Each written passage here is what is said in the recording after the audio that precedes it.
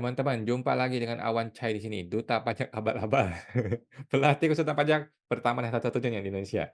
Sekarang teman-teman kita mau bahas mengenai jawaban Instagram ya. Jadi kan kita live Instagram setiap hari Senin jam 8 malam. Sekarang kita akan jawab beberapa pertanyaan yang belum terjawab teman-teman ya. Oke, gua akan share sound. Langsung gue share di sini dia. Oke, oke. Jadi ini adalah live IG kita yang terakhir yang belum terjawab ya. Mohon maaf nih nama gue salah nih. Karena kemarin gue lagi sidang. Oke, oke. Kita akan menjawab pertanyaan yang belum terjawab, teman-teman. Ini live IG kemarin ya, dari Ibu Zanati Kidos. "Malam kawan, malam Bu Zanati. Apakah penggantian operasional karyawan kena PPh 23?" Maksudnya apa nih, Bu, ya? Maksudnya apakah tambahan gaji gitu? Kalau tambahan gaji seperti uang lembur gitu ya, maka itu masuk ke PPh 21, masuk sebagai bruto, masuk sebagai penghasilan internalnya dia, gitu ya. Masuk penghasilan gajinya dia dan dihitung PPh 21-nya, gitu. Oke? Semoga teman itu Bu Janati Kidos. Kita masih ada live TikTok besok Ibu Maria M. "Pak, misalkan pegawai tetap dalam sebulan terima gaji dan penghasilan lain anggap saja 40 juta. Nah, kalau pakai TER, tarifnya akan besar. Apa bisa dipisahkan menjadi 2 kali pembayarannya dalam bulan berbeda?" Kalau bulan berbeda boleh, Bu, tetapi kalau bulan sama nggak bisa ya. Jadi kalau di bulan yang sama, maka ini harus digabungkan dan gunakanlah tarif TER yang di bulan tersebut. Kalau Ibu mau memisahkan, boleh aja, dipisah 2 bulan kan. Tetapi kan bulan depan juga ada lagi tuh dia. Jadi kena lagi ya. Jadi saran saya, Bu, nggak usah pusing, nggak usah aneh-aneh, langsung aja tembak semuanya dipotong TER di bulan tersebut, gitu ya. Apakah nilainya besar? Memang itu tujuannya negara, ya kan? Negara bikin TER ini kan untuk mempermudah iya, tetapi kan untuk nambah penghasilan pajak, nah nambah penerima pajak kan gitu. Jadi kita memang harus potong sesuai yang ditulis di TER itu teman-teman ya. Gitu. Semangat terbantu Bu Maria, malam. Ibu Maria M, oke. Bapak 16 Ibu Sita ADW. Oh, apakah jika tidak punya NPWP, PPh 21 yang dikenakan tarif 20% lebih tinggi, itu sudah tidak ada teman-teman ya, sudah nggak ada ya? Atau sudah tidak berlaku ketentuan tertentu, karena NIK sama dengan NPWP-ko. Betul ya teman-teman, jadi, khusus mengenai kenaikan 20% itu, aturan itu belum dicabut, oke? Jadi kenaikan 20% bagi orang yang tidak punya NPWP, aturan itu belum dicabut. Tetapi, jadi gini sekarang ya, sekarang kan ketika perusahaan membayar gaji, harus bikin bukti potong, oke? Kalau bukti potong mau dibikin, harus punya NPWP atau NIK, oke? Kalau tidak punya NPWP atau NIK, maka tidak bisa bikin bukti potong, oke?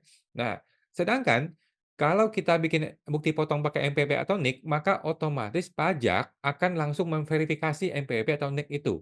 Nah, pajak sudah bikin pengumuman nih, DJP sudah bikin pengumuman, bagi yang sudah terverifikasi NPWP ataupun NIK-nya di Dukcapil, maka orang itu tidak akan kena kenaikan 20%. Oke, dari sini bisa kita simpulkan bahwa aturan ini sudah tidak bisa berlaku lagi. Oke, aturannya belum dicabut, tetapi aturan itu sudah tidak bisa berlaku. Karena aturan itu hanya berlaku bagi orang yang tidak bisa teridentifikasi, NIK-nya di Dukcapil. Sedangkan kalau lu tidak bisa teridentifikasi NIK-nya di Dukcapil, lu tidak bisa bikin bukti potong. Nah, jadi ini sudah dikarenain setan nih, udah nggak mungkin. Jadi aturan ini sudah pasti tidak bisa berjalan lagi. Intinya gini deh, semua orang harus ada NIK atau NPWP. Kalau dia punya NPWP, NIK, maka tidak akan dipotong 20% lebih tinggi. Udah, gitu aja. Semoga itu Bu Sita ADW. Makasih sama-sama Ibu Sita ADW. Bapak Budi IR, "Pak, jika karyawati sudah dapat gaji bulan Januari 10 juta, namun Januari keluar PT, dia resign nih.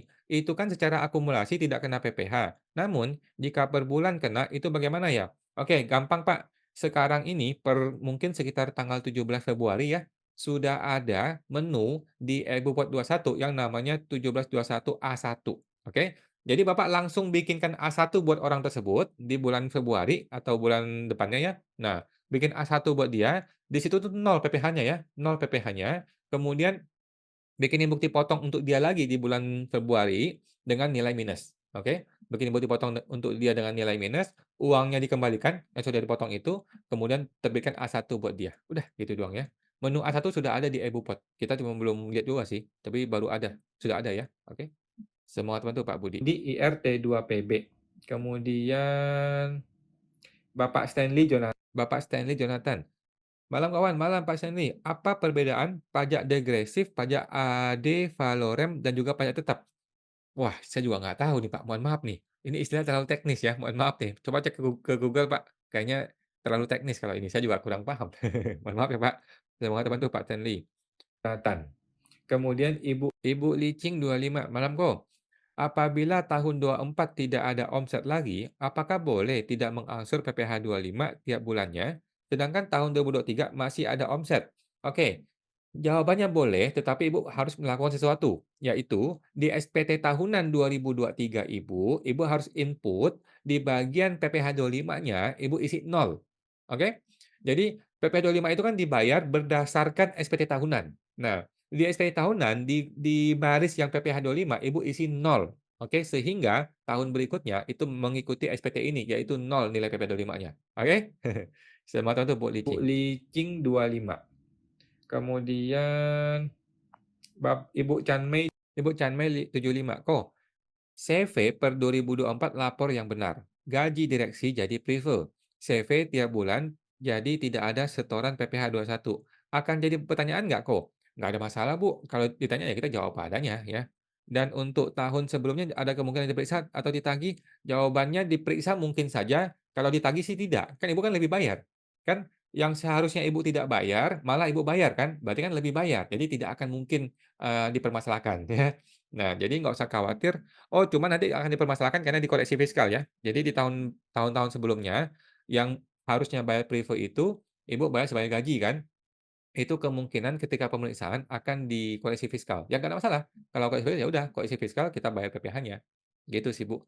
Jadi nggak usah takut mengenai pertanyaan atau pemeriksaan dari pajak ya. Mereka mungkin saja bertanya dan mereka mungkin saja pemeriksaan. Kita nggak usah khawatir, kita ikuti prosedur, gitu ya, nggak ada masalah. Kalau ditanya kita jawab apa adanya, kita mohon maaf ya, dulu kita nggak ngerti, Bapak nggak datang sih ke kantor saya untuk jelasin gitu ya. Nah, ya udah kita, kalau pemeriksaan ya kita ikuti pemeriksaannya, kalau ada mesti kita bayar gitu ya. Semua teman tuh Bu Chan Mei. 75. Kemudian Bapak Anyelir Bonita. Bapak Anyelir Bonita, "Ko, malam. Mau tanya, kalau PPh pasal 21 LB 2023 bisa ditarik ke 2024 nggak ya?" Jawabannya bisa, Pak, ya. Kalau SPT masa, termasuk 21, 23, 4 ayat 2, PPN, itu bisa ditarik ke, bulan Januari tahun berikutnya. Itu bisa ya, dikompensasikan, boleh-boleh aja. Semoga teman tuh Bu Anyelir Bonita. Bapak M. Adi Saputro, "Ko, mau tanya, apakah kalau mau ikut proyek pemerintah, perusahaannya harus PKP?" Biasanya iya, biasanya pemerintah wajibin kita PKP. Inilah dilema ya, masalahnya seperti itu. Biasanya begitu. Tetapi kalau Bapak tidak PKP dan dia terima, ya boleh-boleh aja. Nah, cuman biasanya si pemerintah itu minta, padahal nggak perlu ya, nggak wajib sebenarnya. Ya begitulah, birokrasi. Saya mohon untuk Pak Andi Saputro. Bapak M. Andi Saputro. Bapak Ibu Fitri, Ibu makasih Fitri, Bu makasih Pak, sama-sama. sama-sama. Ibu Ena, makasih sama-sama. Bapak Bapak Aldi Ginting, "Kok istri hapus NPWP, tidak ada harta diperiksa nggak? Gaji cuma UMP." Saya rasa enggak lah Bu, enggak. Memang akan ada pemeriksaan karena itu SOP standar ya, itu standar prosedur, tetapi tidak akan ada masalah. Tenang aja Bu ya, kalaupun diperiksa dia tinggal tinggal tanya, "Betul nggak ibu istrinya? Betul nggak ini suaminya? Betul nggak, mau tutup NPWP? Kemudian penghasilannya bagaimana?" Ya kita jelaskan apa adanya. Tidak ada masalah Bu, santai aja. Oke. Saya mohon bantu Pak Aldi Aldi Ginting. Ginting. Oke. Kemudian Bapak Ibu Fitri Faria, mau tanya lagi, kalau orang pribadi hutang apa nih? Hutang okur, tetapi untuk biaya operasional CV gimana ya Pak Awan? Oke, jadi gini, di SPT pribadi nanti dia mengakui ada yang namanya modal ke CV. Oke, kemudian dia juga mengakui hutang kur ke bank gitu kan. Jadi di pribadi dia mengakui modal ke CV dan juga hutang ke kur. Kemudian di CV-nya, dia mengakui, setoran modal dari si owner, si pemilik. Udah gitu aja, gitu. Nggak ada masalah toh? Nah, semoga terbantu Bu Fitri Faria. Ibu Fitri Faria. Kemudian Bapak Minte. Bapak Minte SG3, "Malam kok, malam. Saya karyawan isi 1770S, barusan pensiun, tidak ada gaji. Now pensiun, harus lapor SPT Maret ini kah? Jawabannya iya, Pak, ya. Mau dia pensiun, tidak pensiun, pokoknya orang yang punya NPWP wajib lapor SPT tahunan setiap tahun, oke? Kemudian, karena tidak ada gaji, tiap tahunnya setor lapor caranya tidak usah setor, Pak, tetapi cukup lapor, oke? Jadi Bapak cukup lapor aja, tapi tidak usah bayar pajak, oke? Karena kan ketika kita bikin SPT tahunan, itu tidak cuma laporin penghasilan, Bapak mesti laporin harta, laporin hutang, laporin, anggota keluarga, dan lain-lain ya. Jadi tidak hanya mengenai penghasilan doang, SPT tahunan. Jadi tetap harus dilapor SPT tahunan, nggak usah bayar pajak, Pak, kalau nggak ada penghasilan ya, cukup lapor saja. Cuma kan mesti diupdate tuh, rekening berubah, mungkin ada beli rumah, beli mobil, motor, itu berubah kan, nah itu masih diupdate, oke?